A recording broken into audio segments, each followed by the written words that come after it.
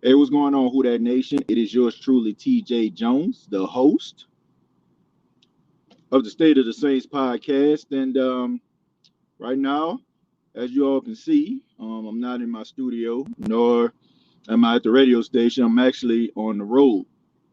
I came down to Tuskegee, Alabama for the weekend to visit my in laws with my wife and, best friend is getting married. So we're on the road. So thought that maybe, we'll talk a little bit about the New Orleans Saints, some Saints football for just a few minutes. You know what I'm saying? I apologize. Y'all see the Pac-Man's car seat in the back right there, but nevertheless, I want to talk a little bit for a very few minutes. I want to talk about Jameis Winston's comments, man. I want to talk about Jameis Winston's comments because, Jameis Winston's finally came out, talked about, you know, Sean Payton trusting him as a quarterback. And you had like so many different people, right? Been chiming in about this since the game this past Sunday versus the New York Giants. People are talking about how Sean Payton, is kind of minimizing the workload of Jameis Winston when Jameis Winston can do more. You got people talking about, Sean Payton is just infatuated with Taysom Hill to a point where it's handicapping Jameis Winston. Jameis came out and he said, trust isn't built overnight. He said that in time, he and Sean Payton will be on the same page, and Sean Payton will trust him to a point where, he'll go out there, he'll, orchestrate the game plan, and, they'll be on the same page.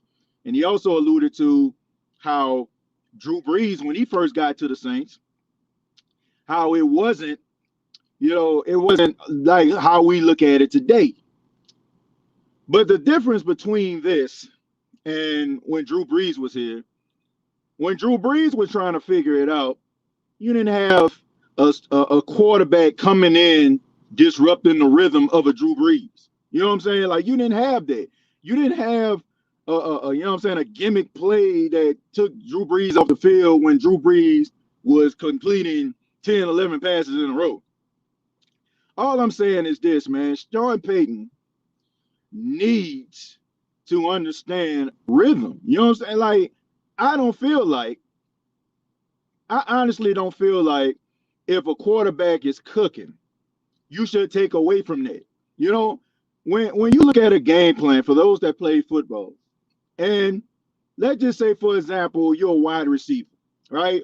But your homeboy running back, and they've been feeding your homeboy 10, 15, 20 times, right? But he's been cooking. He's been getting 5 yards, 10 yards, 5 yards, 10 yards. What you gonna say? You know what I'm saying? Like a part of you probably gonna want the ball, but at the same time, you're gonna understand, dang man, homeboy cooking, man. We need to feed this dude, man. We need to go ahead and feed him. We need to, you know what I'm saying, keep on running the football until they stop it.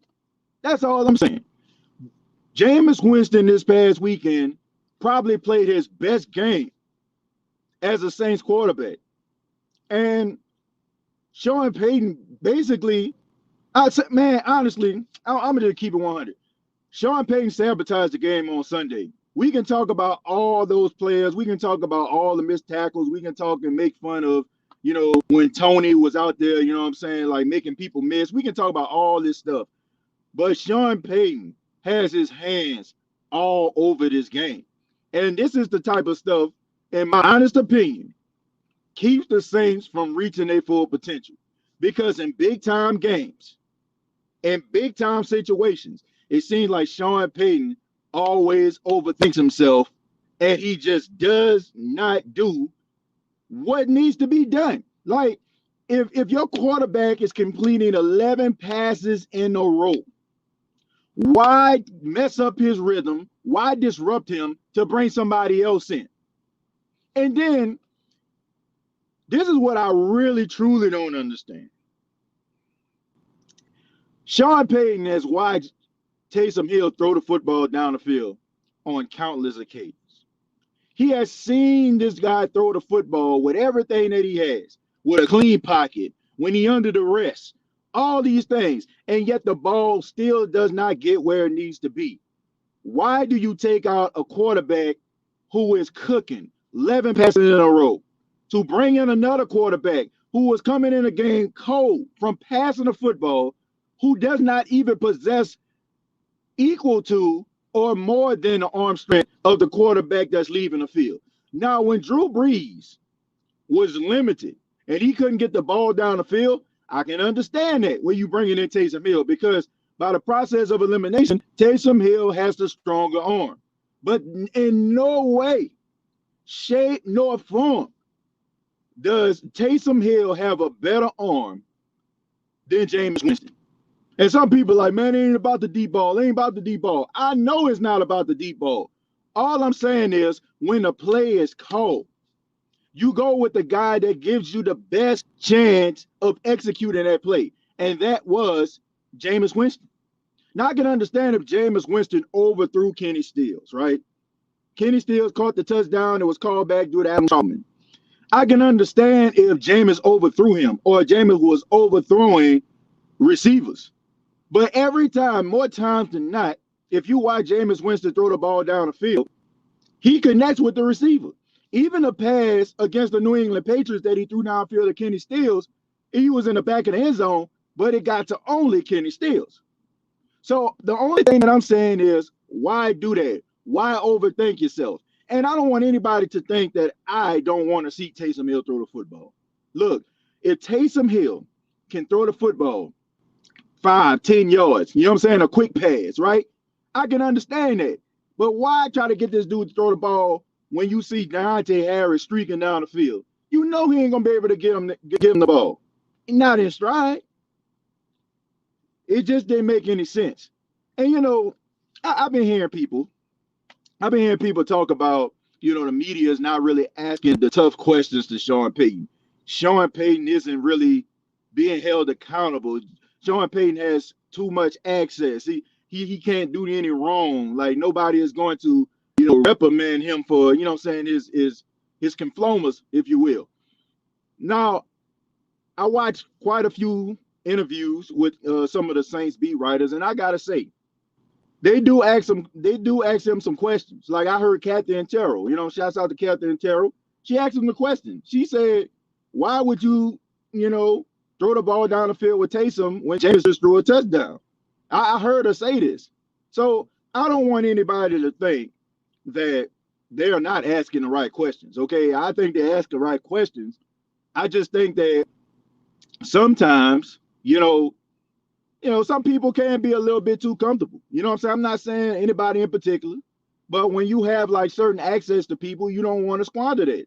You know, me personally, like, I mean, I'm gonna just keep it real. Like I always tell people, I want people to love me for who I am. I want people to love the State of Saints podcast and TJ Jones, the host. And I ain't about to sit up here and be kissing nobody behind, right? You know what I'm saying? I ask people to come on the show. They're nice enough and kind enough to be on the show. But if they look at something I'm saying, they're like, well, I don't like that. You know what I'm saying? But if I feel like it's my truth, you know, I'm going to say it.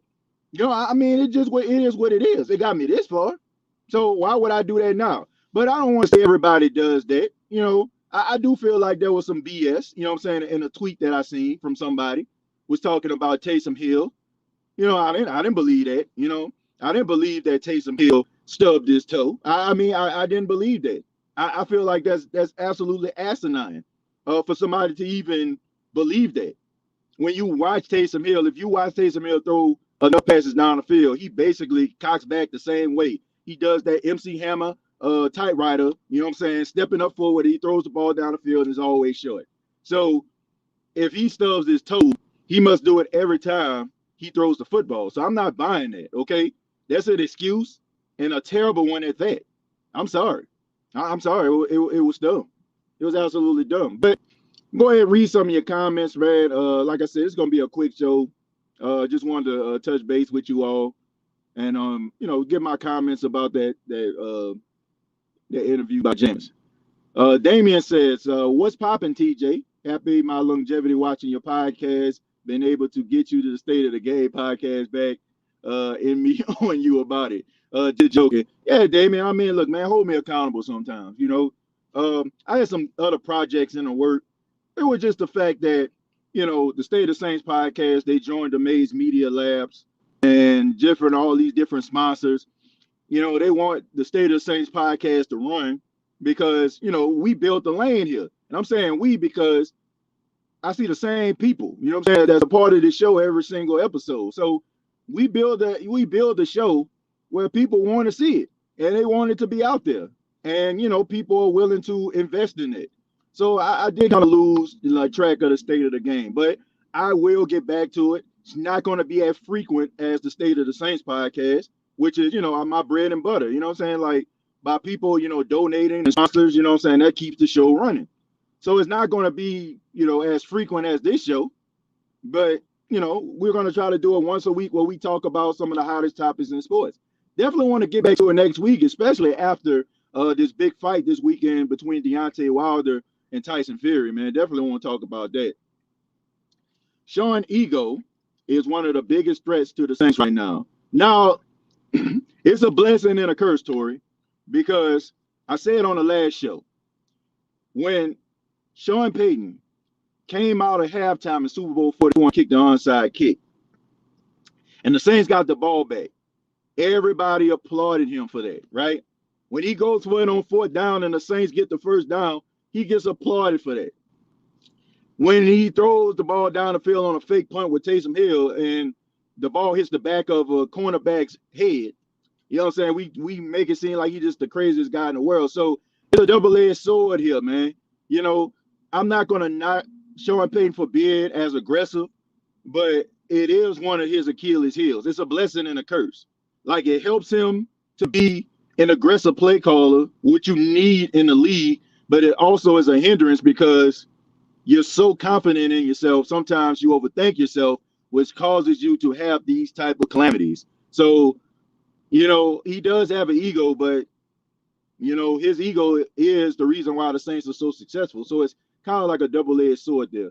Ray says, I guess he has to keep Hill's confidence up. Yeah, that is true. But at the same time, look, Taysom Hill, if we racing, right, or you see somebody on the track, and you see them sprinting down the track, right, and this man gunning it, you can look at that guy and tell if that guy, can you take this guy in a race, right? If like, man, I don't think that dude be flying. I don't think I can catch up with him. Taysom Hill knows when it comes to the quarterback position, when it comes to like the intangibles that a quarterback is supposed to possess, they both have intangibles. But if he is a smart man, and I know he is because he went to BYU, but he had a scholarship to Stanford, so you can't be a dummy. You know what I'm saying? So he has to know that Jameis Winston has more arm talent and quarterback giving ability than he do. Okay, so he has to understand it's better for me to be on the field and not be there at all. Like Taysom Hill needs to understand.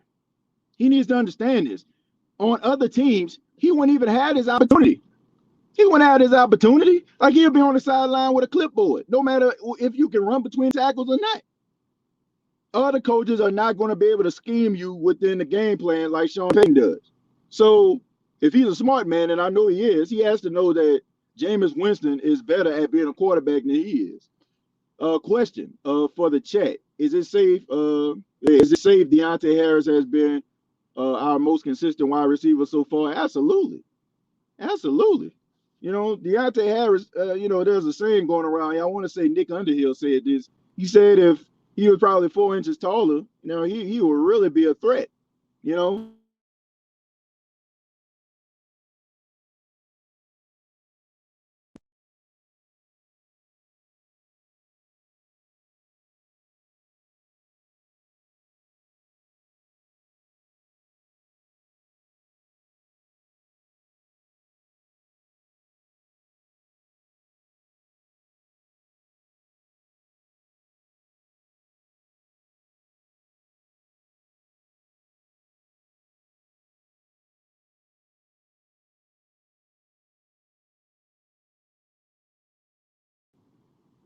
Can y'all still hear me? Can y'all hear me?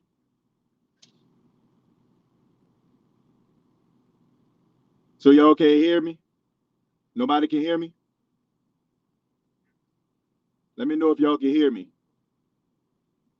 Okay, all right. So everybody can hear me. Okay. So Keen Arthur says, TJ, like the Zigbo pickup, should we take a look at Jalen, or is there a stretch as far as cap space? Well, Jalen Smith, I think most likely about to sign with the Green Bay Packers. From what I heard, he's going to sign with the Green Bay Packers, so that's not going to happen. But I would definitely like to see Jalen Smith, in the Saints uniform. But it looks like he's going to go. He's going to go to the Green Bay Packers. Kevin says, Sean is going to unleash Jameis when we get a little more healthy. Don't panic. Well, look, it's not about panicking. It's about why. Because look, I'm not panicking because I understand why he doesn't trust him in all things. I would be hypocritical for me to say that I didn't, because I actually did a show where I talk about how he has to gain his trust over time, right? But I do feel like if he's doing what you're asking him to do, and he's doing it effectively, you need to take that into account, and you need to allow him to work through that, right? So if he's doing all the right things, your issue with him is, taking big risks, trying to do too much. If he's showing every week, and you can tell, like honestly, you can tell from week 1, 2, 3, and 4 that Jameis Winston is learning. In week 1, he was out there taking what the defense gave him. He was running, getting first downs, right? Week 2, he resorted kind of back to what the way that a lot of people saw that he was. In week 3, you saw him being a little bit more careful with the football. And in week 4, he was a little bit more careful with the football, and he was putting it where it needed to be. He had, like, in week 3, he was kind of overthrowing guys, throwing it at people's feet. Then as the game progressed in week 4, you start to see him make better decisions. So he is doing the right things.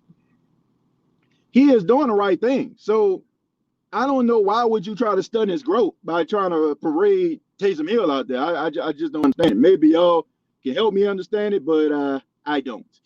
Let's see. Jameis only have 2 interceptions through 4 games. That's good. Absolutely. And some people will probably say, well, you're not throwing the ball that much. Well, look here. He's throwing the ball 22, 23 times. And if he's that bad, if people make it say that he is, regardless to how many attempts he get, he's going to throw an interception, right? Right, wrong. So if he's as bad as people making him out to be, he would be throwing interceptions regardless, right? No matter if you're throwing the ball 40 attempts, whether you're throwing the ball 30 attempts, whether you're throwing the ball 20 attempts. If he's as bad as people making him out to be, and he is not, he would be throwing interceptions, right? Like, if a guy throws the ball 40 plus times a game, right, most likely he's going to throw some interceptions, because the ball is in the air a lot. So if you're throwing the ball 40 plus times, there's 40 opportunities for the defense to try to get at one of your passes. So of course you're going to throw interceptions then, but if you limit the passing attempts, you have to say that the reason why the guy is throwing so many interceptions is because you upticked his attempts. So if you keep it at a moderate amount until maybe, he becomes more acclimated to the offense, maybe he'll make little mistakes. But the more you put the ball in the air, the more chances it gets to be intercepted. That's why, like, if you see a guy and he has like 17, 18 interceptions, but he's averaging about 32 to 35 passing attempts a game, of course, right? Of course he's going to throw interceptions. Of course there's going to be a huge uptick in interceptions. It's going to happen because there's more opportunity for the defense. So if he's as bad as people are making him out to be, then, he should be throwing interceptions regardless. Like, if he had 10 attempts, out of those, I say 2 out of those 10 attempts should have been certified interceptions. So I can't take that. So it's damn if you do, damn if you don't, if you Jameis, right? So that's just the way I look at it. This is in no order, folks. I'm just kind of streaming through, so I'm just kind of just skimming through. He's better start trusting Jameis. These games are going to get harder. Yeah, but you're going to have some help coming back, Derek. You're going to have some help coming back. So hopefully when the help comes back, it'll make things more easier. It'll make Payton open up the playbook a little bit more. Winston is a beast. Look, I think that he's an incredibly talented quarterback. the jury's still out about the word beast. Okay, I don't want to throw that around so loosely. Do he have beast mentality, beast, beast talent? Yes, he does. Like you can't like there's only a few guys in the league that throws a more beautiful deep pass than he does. I want to say Mahomes is one, Aaron Rodgers is another, Josh Allen is another. Those are guys that can really like fling it, and their passes just look absolutely outstanding, beautiful. So yes, he does have those type of tendencies, but it's about executing. And I don't. It's not a knock on him. I'm just saying we throw around words too loosely. Like when people use the word goat, like the word goat has been so minimized these days. Like it don't even mean anything. Like when people used to call Muhammad Ali, Cassius Clay, the GOAT, the greatest of all time, it used to mean something, right? Because, and it used to stand for something. But now it's like, you do something good, have a good game at the park. Oh, man, he goated. Like, nah, bro. Like, words are being used too loosely these days. Like, you got to earn your keep, okay? If I'm saying? I'm not a GOAT. I don't consider myself no GOAT. I still got a long way to go before I can consider myself being one. I'm saying? Do I think that I'm good at what I do? Absolutely. But there are so many other people that will run me out the building. And I understand that. I got a long way to go. So I just feel like certain words are just used so loosely. Because what will you say when he really starts to turn it on? When he really if he really starts to really start clicking and be in the upper echelon of quarterbacks, then what we gonna use if we already didn't use he's a beast? Like I just say those things are coming, but let's not be so quick to like give these people these titles, because when you do that, I feel like you kind of like taint what that person is doing. I mean, am I wrong? Like, how do y'all feel about that?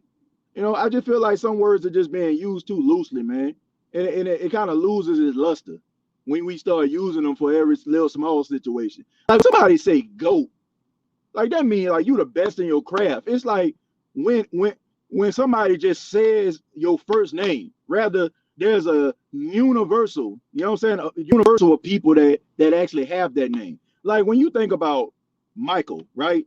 Who you think about? You think about two people. You think about Michael Jackson as a performer, and you think about Michael Jordan, the basketball player, right? You think about Magic, right? Magic Johnson. You think about, some of these other people. Like, Like it takes time for you to get to that point. That's all I'm saying. You got to earn that right. You can crown people, but just crown them when the time is right. Cross, yeah, man. No predictions, just get a W. I agree. Throw interceptions, just saying.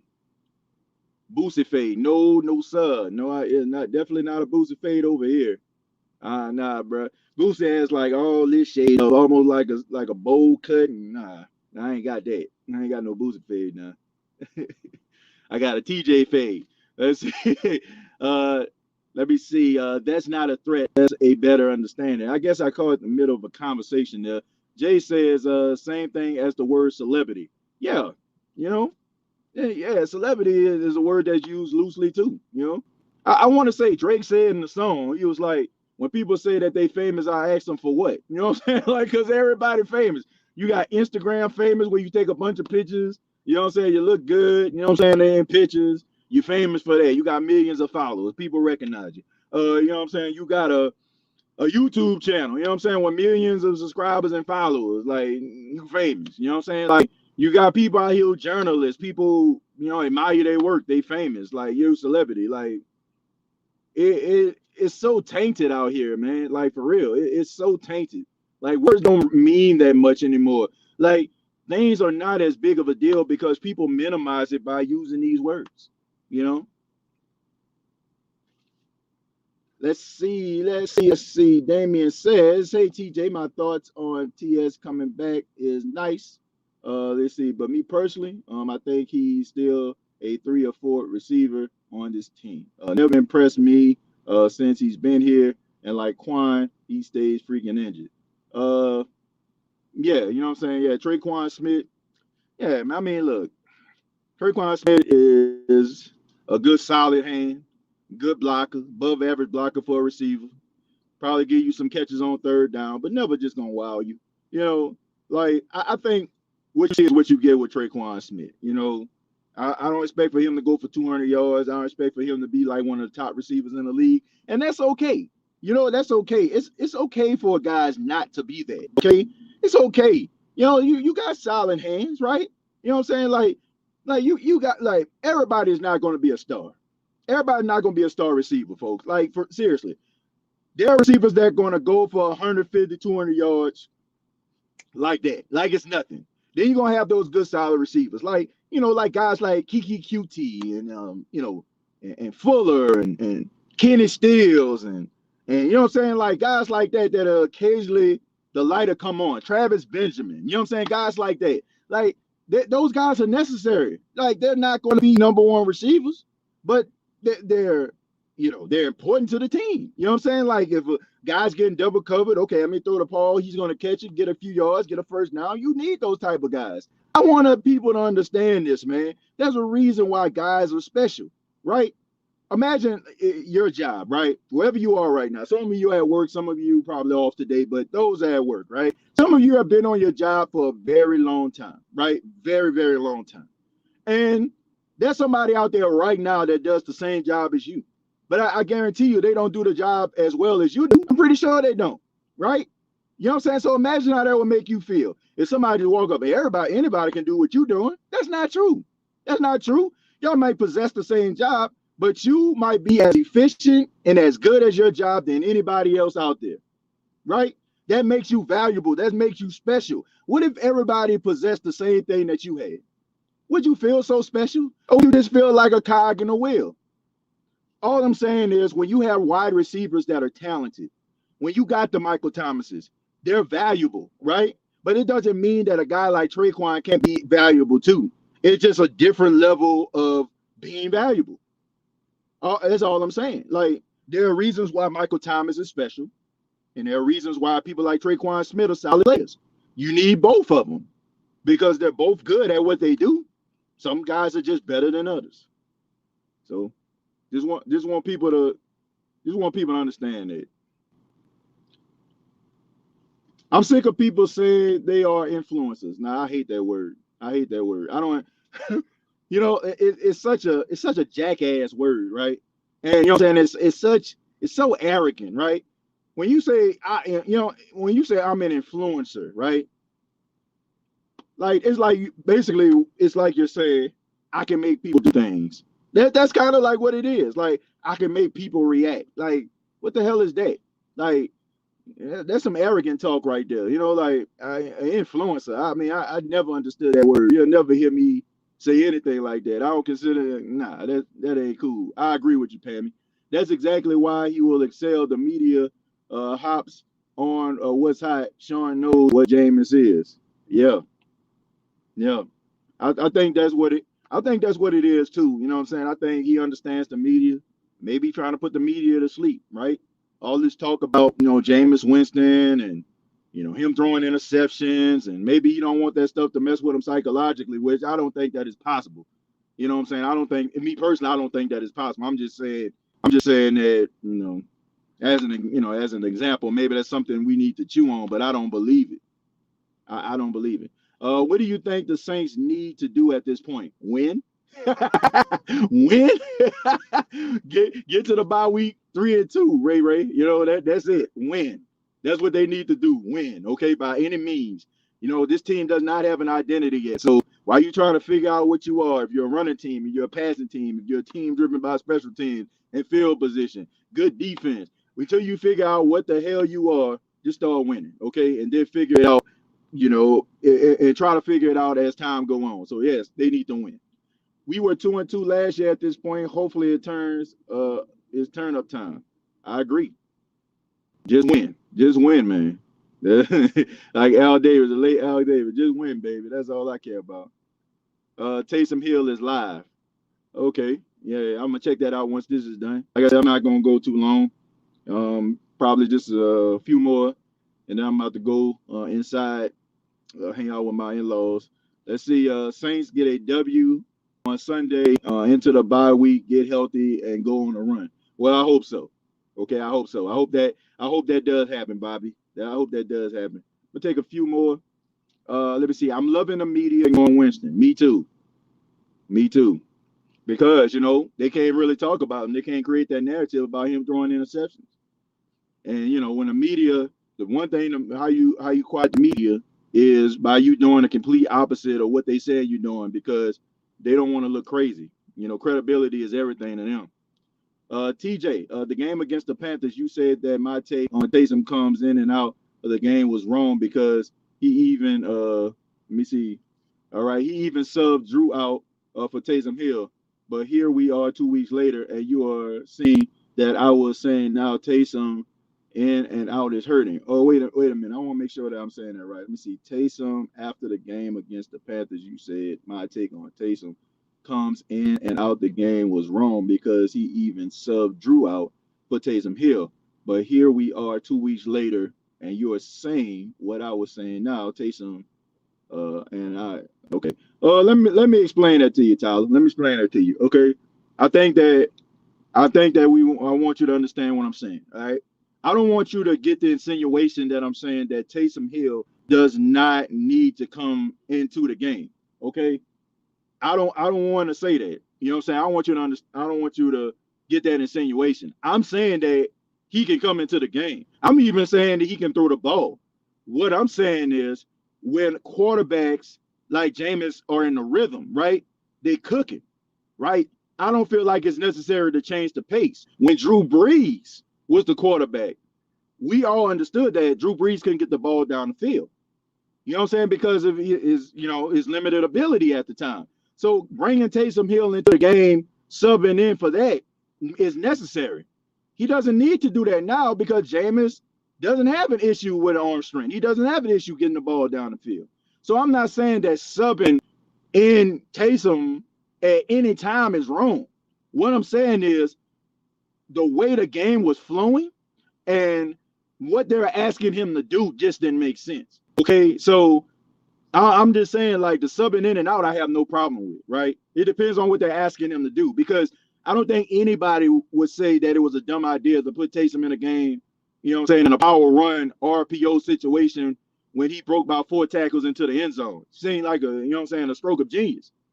All I'm saying is in certain situations I have a problem with, not him just coming into the game.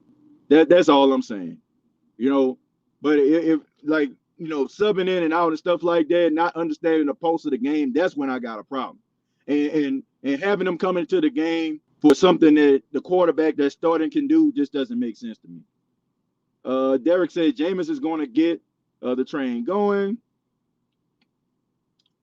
And Valerie says, TJ, what I said, why take Jameis out when he's getting into a rhythm? That's all I'm saying, Tyler. If he's in a rhythm, he's cooking, right? And he's throwing the ball down the field. Why bring Taysom in, right? Now, if you're like Tony Jones Jr., change of pace back from Alvin Kamara. He's hurt. So I can understand Taysom coming in the game as an H-back, power, power formation, trying to run between the tackles. I can understand that because you don't have a power back anymore because Tony Jones is out. You don't have your change of pace back because Tony Jones is out. So I can understand that. But I just don't understand why would you take a guy out when he's cooking? Because I feel like that would be hypocritical of me. Because if you remember, Tyler, back in the wild card game against the Minnesota Vikings, we all thought that Taysom Hill should have stayed in the game because he was cooking, right? You know what I'm saying? Like, he was breaking tackles. He was throwing the ball down the field. He had like a 23-yard run before Drew Brees fumbled. So that would be hypocritical of me to say, oh, Taysom Hill isn't necessary. You know what I'm saying? Like, or, you know what I'm saying? Like, whoever it is, okay? If Taysom was cooking, you know what I'm saying? Like, I would still feel the same way. Run it again. All I'm saying is when a guy is in a rhythm, don't break it. Don't break it, man. It's like, it's like if you're at the park and you're shooting the ball, right? And you're in that same spot, you stroking them, right? You know what I'm saying? Like, and you ever seen that jerk, you know what I'm saying? When they see you out there killing from one spot, what they do, they take the ball and throw it away from you so you have to run and catch it to get it out your spot so you can miss. That's kind of like what it was, you know what I'm saying, watching Taysom Hill come in after Jameis. I know some of y'all probably been there. Y'all been to the park, right? You shooting threes, you hot, you know what I'm saying? You making them 2, 3 in a row. Then your homeboy, he hating because his shot ain't that wet. So he throws it to the opposite side to get you out your spot. That's kind of what I felt on Sunday. All right. But I want to thank you all, man, checking out this live. Thank you all so much for everything, you know what I'm saying, that you all do. I'm gonna try to do something a little bit tomorrow. It won't be like a long podcast or anything like that, of course. But I was just in a car, man, just traveling. Just wanted to touch base with you all. I want you all to be safe out there, no matter where you are. Much love to everybody. Take care of yourself. Show love, and just looking forward to this game, man. Looking forward to this game Sunday, and it's gonna be exciting. Hopefully, the Saints go ahead and get that W, man. So they can go into the bye week with a good taste in their mouth, and we don't have to wait 2 weeks be talking about how the sky's falling, okay? Because I don't like these type of episodes. I don't like to talk about what's all going wrong with the team, all right? I like to talk about positive things. Let's talk about how we going to get to the playoffs, all right? Go ahead and hit that like button. Subscribe if you have not already. We are 20 subscribers away from 7,000 subscribers, man. So if you have not subscribed to the channel, you watch the show, just go ahead and hit that subscription button, man. Help the show grow, help the show prosper. Thank you all for those that hit that subscription button. Thank you to all the day ones, the day 801s. Thank you all so much. You all take care. And like always, all I got to say is